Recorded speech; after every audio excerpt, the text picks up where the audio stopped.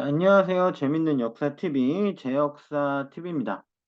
오늘 제가 이제 이렇게 영상을 킨 이유는, 자, 여기 한번 봐주시면, 오늘 일단 제가 오랜만에 좀 목소리를 드러내놓고, 이렇게 영상을 조금 올리게 됐는데, 주제는 이겁니다. 책보고 채널에서 고려 거란전쟁 현존 실제 위치라는 내용을 이제 그 사진과, 그러니까 그림과 함께, 뭐 이제 용주, 곽주 등의 이제 육지의 위치와 이제 뭐 압록강을 압강이라고 좀 표현하신 것 같은데 그거와 관련돼서 위치를 조금 사진을 올려서 고려 거란전쟁 현존 실제 위치라는 그런 글과 사진을 커뮤니티에 올렸는데 그거에 대한 반박 영상이라고 봐주시면 될 것 같습니다.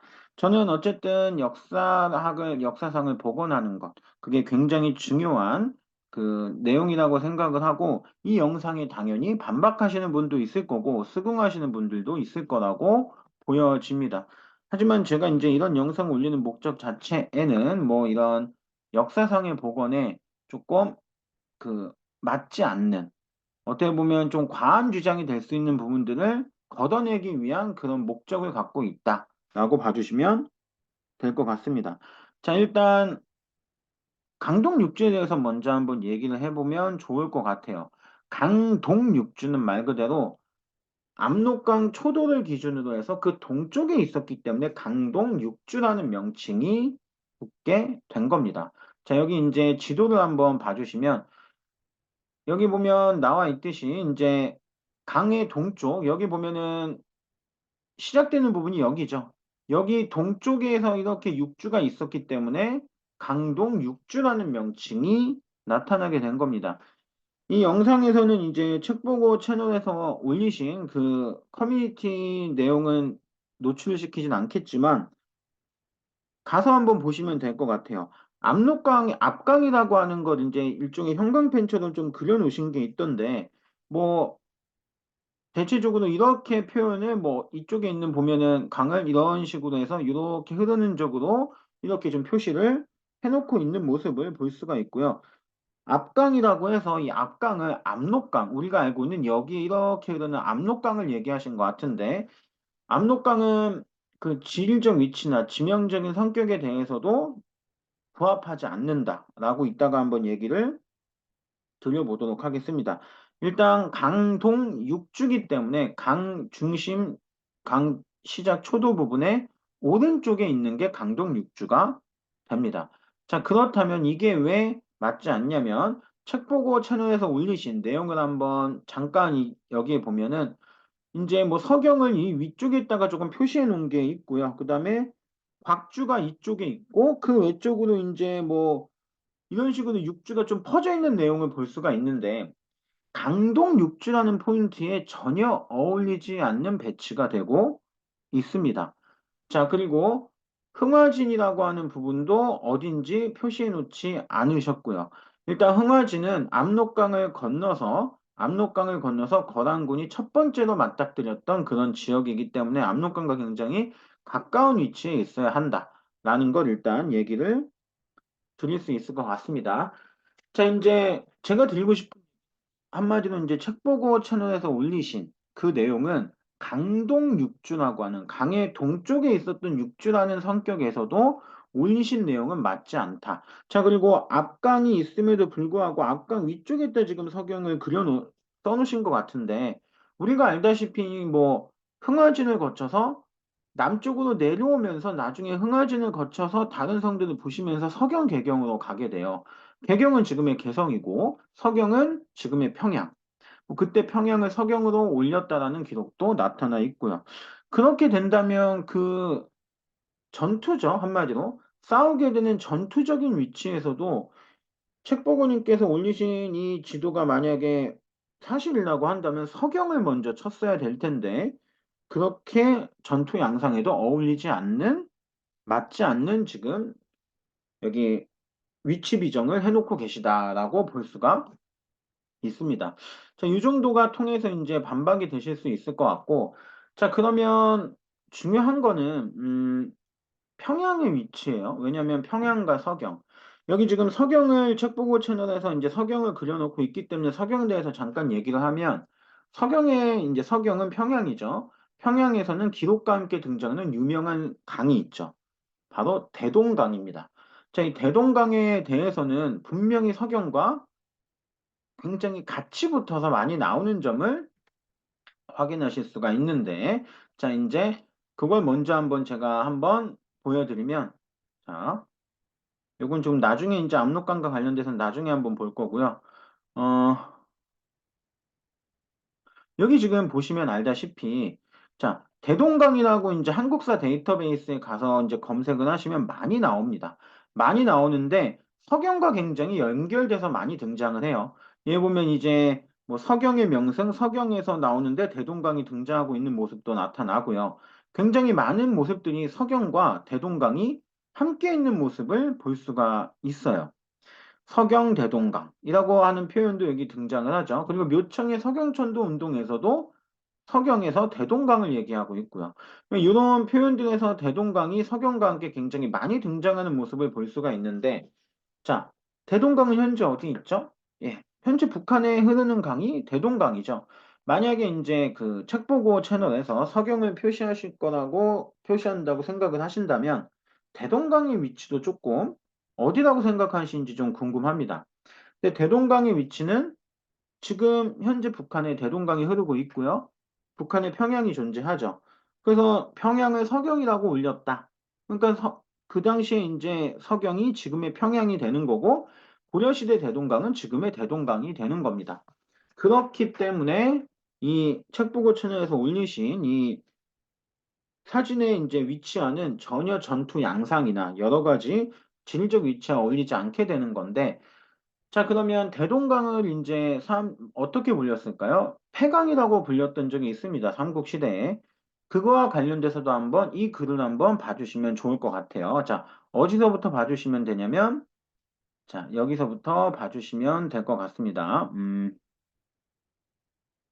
이 내용을 여기 쭉 다 보면 좋은데, 일단 서경의 위치. 자, 여기 보면은 이게 그 평양성에 대해서 김부식이 삼국사기에 써여진 책이에요.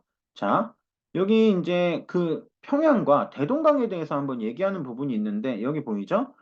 평양성은 지금 고려의 서경과 같다. 폐수는 대동강이다. 어떻게 알 수 있냐면 여기 이렇게 나오죠? 당서에 이렇게 나온다고 되어져 있습니다. 평양성은 한해 낙랑군으로 남으로는 폐수가 흐른다. 자, 그리고 여기 보면 지에 의하면 이렇게 나온다고 나와요. 등주. 등주가 어딘지는 아시죠? 등주가 어딘지는 제가 뭐 지도로 이제 아까 없겠지만 등주는 이쯤이 되죠. 등주는 우리가 아는 등주는 바로 이쯤이 되죠. 여기. 여기 이렇게 흘러서 이렇게 있으면 등주가 이쯤이 되잖아요. 등주. 자, 등주가 이쪽이 됩니다. 요걸 잘 봐주시고 기록을 한번 봐주시면 좋을 것 같은데. 자, 여기 가서 한번 다시 보면은 이런 식으로 나와 있죠. 자, 여기 보면은 등주. 등주에서 동북바닷길을 가서 남으로 해안에 연하여 폐강 입구의 초도, 폐강 입구의 이제 초도 처음 부분에 다다르면 신라의 서북에 닿을 수 있다라고 하였다라는 기록이 있어요. 신라의 서북. 이것부터 한번 제가 얘기를 해 드리도록 하겠습니다. 자, 여기 보시면 이제 알 수 있죠. 자, 아까 얘기했었던 그 부분입니다. 자, 등주에서 나와서 등주에서 동북쪽으로 여기 아까 여기가 이렇게 우리가 알다시피 이렇게 이제 등주가 있잖아요. 등주에서 동북쪽으로 이렇게 바다를 가고 쭉 가서 남쪽으로 해안을 끼고 들어오면 폐강 어귀의 초도가 있대요. 그거 폐강 어귀의 초도에 다다르면 신라의 서북쪽이 된다라는 거죠. 자, 즉 한마디로 대동강을 우리가 알다시피 대동강 이남에 신라가 삼국 통일을 완성했다라는 건 모두 다 알고 있죠. 근데 거기에 나오잖아요. 대동강 해강의 어기 초도에 달하면 신라의 서북쪽에 다다를 수 있다. 통일신라가 여기였다라는 것도 정확하게 이 기록에서 살펴볼 수가 있는 내용이 됩니다. 자, 그 다음에 다른 것들을 한번 그 뒷기록이 또 이제 중요한데 뒷기록에 대해서도 한번 봐드리도록 하겠습니다. 자, 기록을 한번 봐주시면 자, 여기 한번 보죠. 뒷기록이 조금 중요할 수가 있는데, 자, 여기서부터 이제 좀 봐주세요. 수양제가 동방정벌 조서, 동쪽을 정벌하는 조서에 이르기를, 자, 창해, 바다가 나오죠. 큰 바다라는 뜻의 창해 방면의 군대는 선박이 천리에 달하고, 높직한 돛은 번개같이 나아가고, 커다란 군함은 구름처럼 날아 어디에 다다르면 폐강을 횡단하면, 폐강을 쭉 지나면 멀리 평양에 이르렀다라고 하였으니, 지금의 대동강이 폐수인 것은 명백하고 서경이 곧 평양이었던 것은 또한 가히 알 수 있다. 라고 하고 당서에 이르기를 평양성은 장안이라고도 불렀다라고 하고 거기에 이르기를 평양으로부터 장안으로 옮겼다고 하였으니 뭐 이렇게 나오죠. 두 성이 동일한 것인지는 서로 떨어져 있는 건지는 현재는 알 수가 없다. 자, 일단 여기서 보면 알다시피 서경이 평양이라고 김부식 역시도 얘기를 하고 있습니다. 아까 그 지도를 잠깐 한번 다시 한번 보시면 우리가 이제 해당 포인트에서 나올 수 있는 부분이죠. 자, 아까 얘기했듯이 이제 이렇게 되어져 있는 부분에서 자, 창이라고 하는 거는 이쪽인데 쭉 날아서 폐강을 횡단해서 이렇게 하면 평양에 다다랐다라고 충분히 얘기하고 있잖아요. 동방정벌조서에. 이렇게 나와 있음에도 불구하고 왜 그렇게 조금 여러 가지를 논하는지 잘 모르겠다라는 거고요. 그리고 아까 제가 얘기했듯이 강동 육주는 강의 동쪽에 있었던 육주가 되는 겁니다. 자, 여기서 보다시피 평양의 위치와 대동강의 위치, 현재도 남아있는 대동강과 그때의 평양, 뭐 이런 것들이 다 지금과 굉장히 부합하는 내용을 담고 있다라고 이제 정사 삼국사기에 나와 있는 내용을 통해 확인하실 수가 있고요. 자, 그러면 이제 다들 궁금해하는 게 이제 압록강에 대해서 한번 얘기를 해 보도록 하겠습니다. 그 전에 이제 제가 질문 하나 드리는 거예요. 그들에게 드리는 질문을 하나 이제 하면 만약에 이제 책 보고 채널에서 올리신 대로 이렇게 대동강을 얘기하고자 한다면 뭐 이렇게 강동 육주 뭐 이런 걸 얘기하려고 한다면 대동강은 대체 어디에 있는지부터 얘기를 한번 해주시면 좋을 것 같습니다. 대동강에 대해 위치에 대해서 한번 얘기해 주시면 좋을 것 같고요. 자, 그리고 이제 두 번째로는 여기 이제 책 보고 채널에서 올리신 부분에 압강이라고 되어져 있는 이걸 이제 압록강, 즉 압강은 압록강이다라고 지금 얘기를 좀 해주신 것 같아요. 하지만 아까 얘기한 대로 뭐 강동 육지라는 위치 비정에 대해서도 조금 강의 동쪽이라는 표현에서 맞지 않죠. 왜냐면 뭐 곽주가 이제 아까 이제 책 보고 채널 커뮤니티에 들어가서 보시면 강 흐름의 서쪽에 이제 곽주가 있는 모습을 볼 수가 있어요. 그 동쪽에도 또 있고. 그러니까 이게 위치 강동 육주라는 그 이름에 대해서도 좀 맞지 않다라고 계속 강조를 드리고 싶고 압록강은 자, 압록강에 대해서 여기 강의 입구 초도를 따지면 동쪽이 방향이 됩니다. 근데 압록강은 명백하게 우리가 알다시피 아주 명백하게 어디에서 어디로 흐르죠? 이런 방향으로 흐르고 있습니다. 이렇게. 압록강은 아주 명백하게 이렇게 흐르는 강이죠.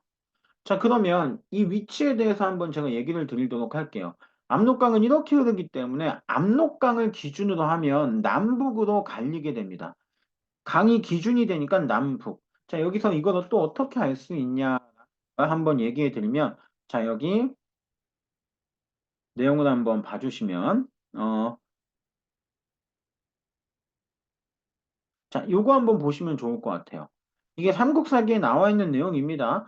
고구려에 압록스 이북에 항복한 성이라고 나와져 있고 이전에는 압록강 이북에 항복하지 않은 성 이런 식으로 나와져 있어요. 즉 이북이란 얘기는 강을 기준으로 북쪽이란 얘기가 됩니다. 아까 얘기한 대로 압록강 북쪽에 항복한 성이 있었다라는 걸 얘기하고 있는 거죠. 이런 식으로만 봐도 압록강을 기준으로 동북 그 뭐냐 남북으로 나뉘어져 있기 때문에 이 기록만 합치해 봐도 지금의 압록강의 위치와 굉장히 맞아떨어지는 모습을 또 볼 수가 있고 한 가지가 더 존재합니다. 자, 한 가지가 더 존재하는 걸 한번 얘기를 한번 해드리면 자, 여기 내용 중에 이런 내용이 이제 있어요.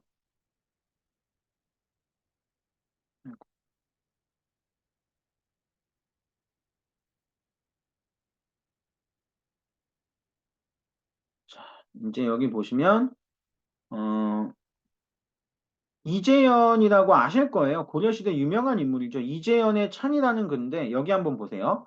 압록강 이남은 대체로 모두가 산이므로 해마다 작물을 심을 수 있는 기름진 토지가 전혀 없고 겨우 조금 있으니 그 경계를 정함이 만약 소홀한다면 그 이해는 중국에 비하여 그 차이가 만 배가 될 것이다. 뭐 이런 식으로 얘기가 되어져 있어요. 즉 압록강 이남은 대체가 모두 산이다. 자, 이 얘기는 압록강 현재 흐르는 압록강 쪽에 압록강 이남에 산맥이 두 개가 이제 압록강 방향 쪽으로 흐르면서 존재합니다. 뭐 요거는 이제 여기 산맥 표시는 되어져 있지 않지만 검색해 보면 다 나오게 될 내용이고요. 산맥이 이렇게 흘러요. 이렇게 산맥이 이렇게 나타나요. 강남 산맥과 저규령 산맥이라고 해서 산맥이 쌍으로 이렇게 갑니다. 그렇기 때문에 이 이재현의 기록에 여기서도 얘기하고 있었죠. 압록강 이남. 즉 강이 지금 이렇게 흐르고 있으니까 강이 우리가 알다시피 요 방향으로 흐르고 있으니까 남쪽을 얘기한 거겠죠. 압록강 이남에는 대체로 산이다라고 얘기를 하고 있습니다. 그래서 지금 현재 압록강 남쪽에 두 개의 산맥이 겹쳐서 이제 있는 모습만 봐도 이재현이 말한 이 지리적인 내용과도 굉장히 크게 부합한다라고 볼 수가 있고요. 압록강은 또 여러 가지 경계가 됐던 거라고 볼 수가 있고 우리가 의주가 어디죠? 자, 의주. 현재 평양에는 의주가 있죠. 의주는 여기죠. 뭐 이제 우리가 잘 알다시피 선조가 도망갔던 땅이잖아요. 의주. 자, 근데 이 의주에 대한 기록도 그냥 잠깐만 한번 보고 갈게요. 그 몽골 침략과 관련돼서 한 내용인데 잠깐만 한번 보고 가시면 이런 내용이 나타나 있죠. 자, 금나라네요. 금나라. 여기 보면 금군사 90명이 압록강을 건너 의주로 들어왔다. 뭐 압록강은 뭐 지금의 압록강이고 의주도 지금의 의주죠. 명백합니다. 압록강을 건너 의주로 들어왔다라는 건 지금의 압록강이 금과 고려의 경계가 되는 강이었다라고 알 수가 있습니다. 즉 여기서 말하는 압록강, 고려와 중국의 명백한 경계가 됐던 강이었고요. 압록강 초도 동쪽에 위치한 강동 육주도 그곳에 위치하여야 된다고 볼 수가 있겠습니다. 자, 여러 가지 내용들을 한번 보시면 이제 우리가 여러 가지를 봤지만 강동 육주나 이런 거에 대해서도 한번 얘기를 해봤고요. 자, 그러면 다시 이제 돌아가면 자, 이제 여기 다시 돌아가면 이겁니다. 압록강은 대체 대동강은 어디냐? 근데 압록강의 이제 지리적인 위치와 여러 가지를 살펴봤는데 더 많아요. 제 영상에 이제 나타난 게 있습니다. 뭐 살수는 지금의 청천강이다라는 부분에도 압록강에 대해서 좀 많이 얘기한 게 있는데 압록강은 지금의 압록강이다라는 건 제 영상에 좀 많이 있으니까 그 목록에 가서 보시면 여러 가지로 보실 수가 있게 될 거고요. 지금 제가 이렇게 지도와 여러 가지 기록을 합치해 봤을 때 압록강의 위치, 지금의 압록강이다라고 명백하게 될 수가 있겠죠. 명백하게 지명이 뭐 이제 책보고 채널이나 이거를 좋아하시는 분들이 지명 얘기를 하니까 현재 지명도 나타나 있잖아요. 그리고 제가 항상 얘기 드리는 거는 만약에 중국 동남부 지역, 동쪽 지역에 우리 민족이 그렇게 백제, 신라, 고구려 때부터 고려까지 그렇게 살았다면, 1000년 이상을 그렇게 있었다면, 현재 중국 동남부 지역과 한반도 지역의 문화적인 계승성이 보여야 합니다. 하지만 명백하게 다르죠. 무덤의 양식의 대다수, 절대적인 다수의 무덤의 양식도 다르고요. 나오는 문화 양상도 중국 중원계랑 한반도계는 명백하게 구분이 됩니다. 어떤 개성성도 갖고 있지 않아요. 이런 모습에 문화적인 개성성이 굉장히 중요합니다. 문화적인 것은 굉장히 보수적인 거예요. 오랫동안 유지가 되는 것들인데, 무덤이라든가 이런 것들. 근데 그런 면들이 전혀 이어지는 부분이 없다라는 겁니다. 거기 인제 중국 동남부 지역은 아주 명백하게 중원계 토기, 중원계 문화재, 중원계 고분 등이 명백하게 압도적으로 많죠. 만약에 지금 대륙적으로 주장하는 이런 내용들이 만약에 우리가 중국 동남부 지역을 지배하고 있었다라고 얘기한다면 그 문화적인 양상도 이야기해 주셨으면 좋겠습니다. 자, 2번 아까 얘기한 이 압록강 지리적 위치 대해서는 어떻게 생각하시는지 좀 궁금하고요. 그리고 제가 마지막으로 했었던 그 문화적 계승성은